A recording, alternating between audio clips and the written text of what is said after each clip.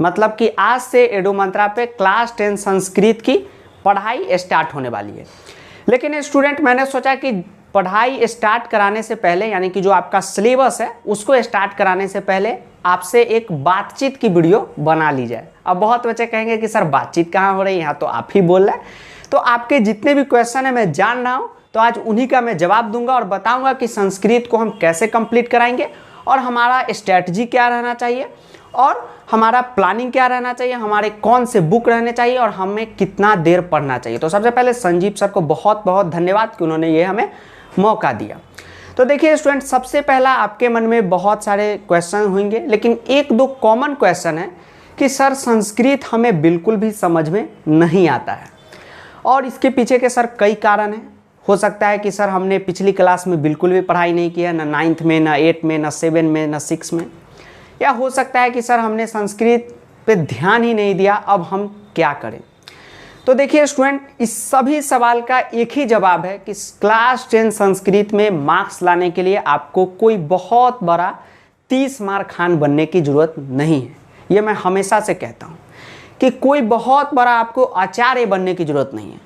Class 10 Sanskrit में marks जो है बड़े स्मार्टनेस से आते हैं, ठीक। तो इस बात की तो चिंता आप छोड़ ही दीजिए कि आपने पिछली क्लास में क्या पढ़ा है, नहीं पढ़ा है, आपका बेसिक कितना खराब है, कितना अच्छा है, उससे कोई भी मतलब नहीं होना चाहिए। मैं जब आपको पढ़ाऊंगा तो पूरे ध्यान यही रख के पढ़ाऊंगा कि पूरा मैं आपको 0 लेवल से पढ़ाऊंगा। आपके अगर क्लास 6 के भी कोई भी कॉन्सेप्ट आएंगे उसको भी बताऊंगा, इसलिए आप बेफिक्र हो जाइए। और जब वीडियो लेक्चर आएंगे तो एक एक टॉपिक को बहुत सिंपल तरीके से मैं बताऊंगा और कैसे उस टॉपिक में बोर्ड में स्कोर करेंगे ये भी मैं बताऊंगा। और बहुत सारे बच्चे आप मुझे जान ही रहे होंगे कि मैं मास्टर साहब हूँ, मास्टर साहब संस्कृत, तो घबराने की कोई ज़रूरत नहीं है, बस इतना ही कहूँगा। अब आइए स्टूडेंट, हम अपना थोड़ा सा सिलेबस देख लेते हैं कि सिलेबस है क्या। सिलेबस के बारे में बातचीत करते हैं कि सिलेबस क्या है और हमारा पढ़ाई का तरीका क्या होना चाहिए, सही तरीका, क्योंकि अभी बहुत बच्चे संस्कृत को एक गलत तरीके से पढ़ रहे हैं, आगे बात करेंगे। उससे पहले बता दूं स्टूडेंट कि संस्कृत में स्कोर करने के लिए क्लास 10 में आपको कोई बहुत बड़ा 30 मार्क खान होने की ज़रूरत नहीं है, कोई बहुत बड़ा आचार्य होने की ज़रूरत नहीं है, कोई शास्त्री होने की ज़रूरत नहीं है। बहुत स्मार्टनेस से आप वहाँ पे मार्क्स गेन कर सकते हैं, इसलिए घबराइएगा मत और जो मैं कहूँ आज से वो काम आप करना शुरू कर दीजिए। अब स्टूडेंट, सिलेबस के बारे में थोड़ा सा जानिए, क्योंकि आप लोग को मैं मान रहा हूँ और जान भी रहा हूँ कि आप लोग को सही से सिलेबस पता नहीं होगा या किसी ने बताया नहीं होगा। अब देखिए शांति से स्टूडेंट, सिलेबस को बोर्ड ने 2 भागों में बांट रखा है। पहला जो सेमूसी है, जो हमारा पठित अबोधनम होता है, और दूसरा हमारा व्याकरण। बच्चे इतना ही जानते हैं आप लोग कि हाँ एक सेमूसी है और एक व्याकरण है। तो देखिए स्टूडेंट, बहुत बच्चे क्या करते हैं, आप ही के दोस्त होंगे, सेमूसी को पूरा पढ़ लिए, एकदम खुश है ऐसे मस्ती में, हाँ संस्कृत हो गया तुम्हारा, अरे संस्कृत मारेंगे एक के शॉट क्यों, 90 मार्क्स 95 मार्क्स आ जाएगा। लेकिन गलत है स्टूडेंट, खाना में जो चटनी का रोल होता है ना वही है सेमूसी। सेमूसी कुछ भी नहीं है, मेन जो है वो है व्याकरण। अब व्याकरण में भी 2 पार्ट, एक पार्ट तो व्याकरण और दूसरा पार्ट रचनात्मक कार्य। और मैं जब आपको स्टूडेंट संस्कृत पढ़ाऊंगा, बोर्ड में आने वाले एक एक टॉपिक को मैं पढ़ाऊंगा। जैसे बोर्ड में प्रश्न निर्माण आते हैं, अनुवाद आता है, वाच्य आता है, इतना बेसिक से पढ़ाऊंगा कि उतना बेसिक से कोई भी नहीं पढ़ाया होगा। अपठित अबोधनम लिखना सिखाऊंगा, पत्र लिखना सिखाऊंगा।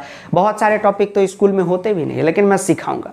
ईच एंड एवरी टॉपिक मैं कंप्लीट कराऊंगा आपका, तो इसलिए टेंशन नहीं लीजिएगा। तो रचनात्मक कार्य में हमें पढ़ना रहता है, जैसे पत्र हो गया, चित्र हो गया और एक अपठित अबोधनम हो गया, ये हुआ। ये भी एक तरह का व्याकरण ही है, लेकिन इसको रचनात्मक कार्य में हम लोग लेते हैं, ये प्रैक्टिस का चीज़ है। और व्याकरण में भी स्टूडेंट मैं 2 पार्ट मानता हूँ। क्या? तो एक पार्ट हमारा जो सुलभ व्याकरण, मतलब हल्का हल्का व्याकरण है, समास है। अब समास का नाम लिए कि बहुत बच्चा सर समास हल्का है, वो तो इतना भारी है, कै केजी का बताइए, बहुत हल्का होता है, सही से पढ़िएगा, बहुत हल्का है। तो समास हो गया, प्रत्यय हो गया, संधि हो गया, अव्यय हो गया, ये सब एक हल्का व्याकरण माना जाता है। और दूसरा टाइप का क्या व्याकरण है जो आपको इधर पढ़ना होगा, अनुवाद, वाच्य, ये सब एक अलग व्याकरण है जिसमें हमें थोड़ा सा प्रैक्टिस करना पड़ता है। और सेमुसी में जितने भी हमारे चैप्टर आ रहे हैं वो। तो अब आइए, मैंने स्टूडेंट इतना बातचीत क्यों किया इसके ऊपर, इसके पीछे क्या यही वजह है कि पढ़ने का मैं आपको तरीका बताऊंगा। तो बहुत लोग क्या करते हैं कि सिर्फ सेमुसी पढ़ लिए, बोर्ड एग्जाम में चले गए। बिल्कुल भी ऐसी गलती ना करें। बहुत बच्चे क्या करते हैं, सिर्फ व्याकरण पे ही फोकस करते हैं। ऐसा बिल्कुल भी नहीं करना। हमें स्टूडेंट क्या करना है, व्याकरण से हमेशा स्टार्ट करना चाहिए। तो मैं भी जब आपको पढ़ाऊंगा तो हमेशा व्याकरण से ही स्टार्ट करूंगा और बीच बीच में हम लोग सेमुसी के चैप्टर भी पढ़ेंगे। ऐसा क्यों करता हूं, इसके पीछे का कारण सुनिए। जैसे सेमुसी बुक आप लीजिएगा और चैप्टर 1 देखिएगा, क्लास 10 का पहला चैप्टर है सूची पर्यावरणम, यानी कि शुद्ध पर्यावरण के बारे में हम लोग को, क्लीन इन्वायरमेंट के बारे में पढ़ना है। ठीक है, मैं आपको पढ़ा दूंगा, बहुत अच्छे से पढ़ा दूंगा।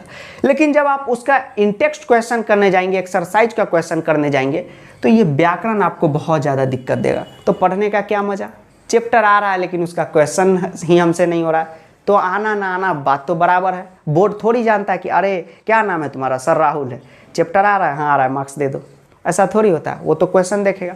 तो इसलिए हमें सबसे पहले व्याकरण से स्टार्ट करना चाहिए और बीच बीच में हमें सेमुसी के चैप्टर पढ़ने चाहिए। और उसके बाद जब ये बहुत आगे तक निकल जाए तो बीच बीच में हमें पत्र, चित्र और अपठित का प्रैक्टिस करना चाहिए, जो मैं आपको कराऊंगा। और अंत में हम लोग पढ़ेंगे अनुवाद और वाच्य। अनुवाद तो सबसे लास्ट में, बहुत बच्चे अनुवाद से ही कहते हैं स्टार्ट कर दे। देखिए, अनुवाद आने के लिए आपको ग्रामर के हर एक टॉपिक का नॉलेज होना चाहिए। अनुवाद मतलब होता है ट्रांसलेशन स्टूडेंट, संस्कृत में बोलना। तो क्या इंग्लिश में आप पहले दिन से बोलना स्टार्ट कर देंगे? नहीं, जब तक आपको नाउन, प्रोनाउन, वर्ब ये सब नहीं आएगा। तो वही ये चीज़ है। ठीक, तो ये हुआ हमारा सिलेबस का थोड़ा सा ओवरव्यू हुआ कि हमें कैसे कैसे पढ़ना चाहिए। और जैसा कि हमने आपको पहले बता दिया कि मैं पूरे 0 लेवल से आपको पढ़ाऊँगा। और पढ़ाऊँगा क्या, मैं ऑनलाइन पढ़ा भी रहा हूँ। बहुत बच्चे आप लोग मुझे जान ही रहे होंगे, मास्टर साहब संस्कृत यूट्यूब पे। तो घबराने की कोई ज़रूरत नहीं है। उसके बाद स्टूडेंट, सबसे इम्पॉर्टेंट बात, तीसरा बात कि हमें पढ़ना कितना देर चाहिए। तो आप पढ़ने का भी एक मतलब कि टाइम होता है। मतलब संस्कृत बहुत कम देर पढ़ना पड़ता है। अगर आप पूरा एकदम आपका संस्कृत कमज़ोर ही है तो आप 30 से 35 मिनट डेली अपनी पढ़ाई कीजिए संस्कृत की, आपका हो जाएगा। आप ठीक ठाक बच्चे हो संस्कृत में तो आपको 20 से 25 मिनट पढ़ना चाहिए। और एकदम आप महारथी हो संस्कृत के, बस 10th आपको जानने की ज़रूरत है, तो आप तो सिर्फ वीडियो लेक्चर देखेंगे, आपका काम हो जाएगा। बस उसी का नोट्स डेली 5 से 10 मिनट रिवाइज कर लीजिएगा, हो जाएगा। लेकिन अगर कुछ आइडियल टाइम पूछेंगे तो मैं सभी बच्चे को कहूँगा कि 20 से 25 मिनट आप संस्कृत की डेली पढ़ाई कीजिए।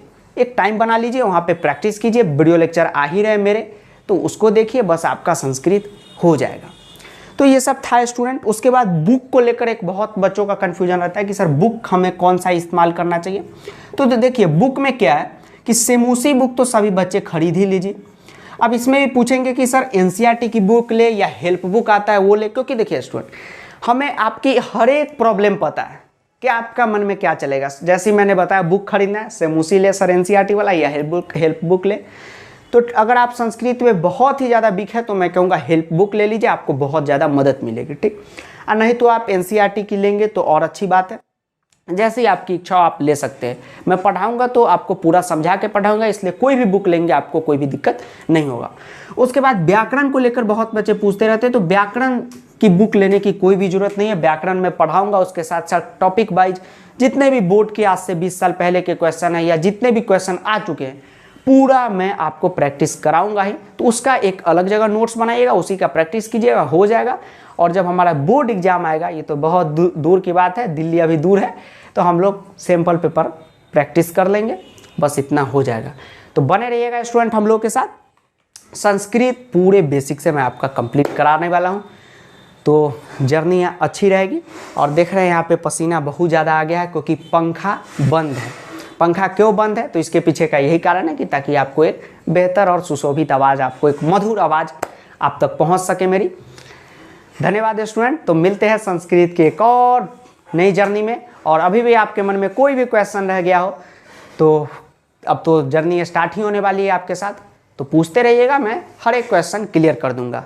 तो ऐसे तो बहुत सारे क्वेश्चन हैं, तो धन्यवाद।